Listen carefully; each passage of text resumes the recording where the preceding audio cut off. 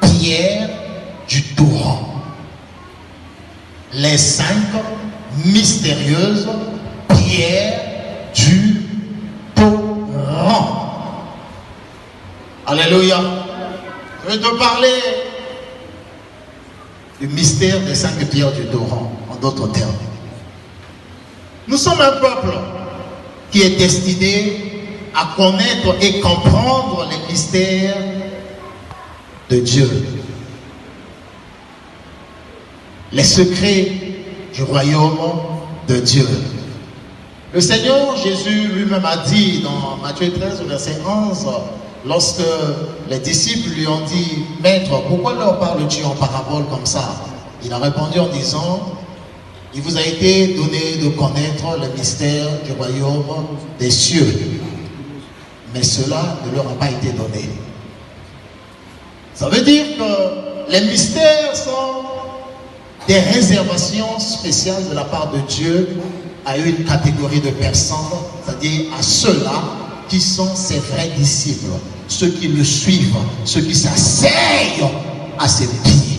C'est à eux que les mystères sont destinés. Les mystères ne sont pas destinés à tout le monde. Les mystères ne sont pas destinés à la grande foule qui vient juste pour recevoir du Seigneur des miracles, pour manger le pain ou le poisson. Non, les miracles, les mystères ne sont pas destinés à cette catégorie-là. Ils sont destinés uniquement à ceux-là qui suivent le Seigneur, qui marchent avec le Seigneur, qui s'asseyent au pied du Seigneur. C'est à eux qu'il a été donné de connaître les mystères de Dieu. Et quand on parle des mystères, on veut parler des clés. Les clés, les clés, les clés. Les mystères sont des clés qui ouvrent les portes de la compréhension et de la connaissance. Alléluia. Il vous a été donné de connaître les mystères du royaume, mais cela ne leur a pas été donné.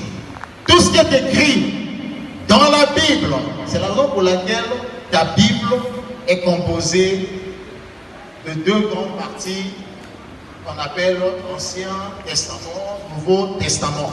Même si la subdivision de ces parties-là ont été mal faites. Oui, mal faites. Je vous ai toujours dit que là où dans vos Bibles, on a écrit Ancien Testament, c'est pas là où commence l'Ancien Testament.